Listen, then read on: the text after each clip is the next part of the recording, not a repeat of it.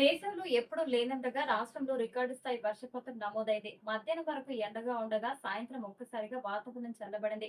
హైదరాబాద్ లో 3 గంటల పాటు కురిసిన భారీ వర్షం కురిసింది. హైదరాబాద్ లో 3 గంటల పాటు భారీ వర్షం కురిసింది. ప్రధాన కూడలలో భారీగా ట్రాఫిక్ జామ్ ఏర్పడింది.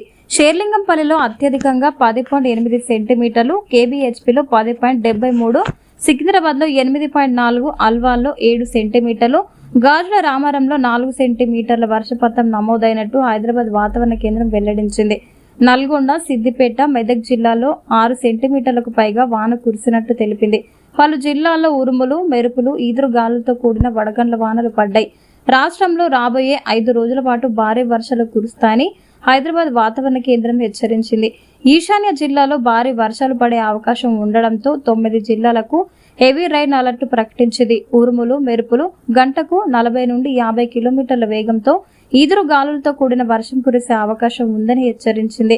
ఆసిఫాబాద్, మంచిర్యాల, కొత్తగూడెం, ఖమ్మం, నల్గొండ, సూర్యాపేట, జనగామ, యాదాద్రి భువనగిరి, నాగర్ కర్నూల్ జిల్లాలకు యెల్లో అలర్ట్ జారీ చేసింది. పెద్దపల్లి, భూపాలపల్లి, ములుగు, రంగారెడ్డి జిల్లాలో ఉరుములు, మెరుపులు గంటకు 40 నుంచి 50 కిలోమీటర్ల వేగంతో ఈదురు గాలులతో కూడిన వర్షాలు పడతాయని పేర్కొంది.